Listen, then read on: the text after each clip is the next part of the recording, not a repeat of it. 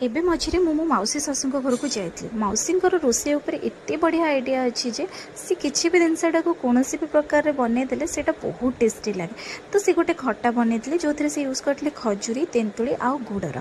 तो मुझे रेसिपी पचारि से केमती बनई तो सी मत रेसिपी कहला मु भाविली कि आपण सहित भी सेयार करी।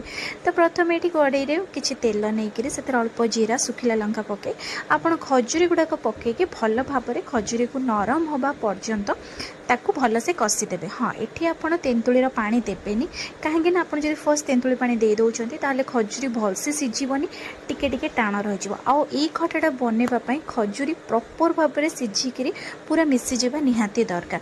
तो ये मोर खजूरी भल भाव में सीझीगला तो मुझे तेंतुली पानी को बतुरेकी तेंतुली रखी तो सेटा को मुझे दे दूची। तो सेटा दे सारापर टे भल भाव में कषिदेवे।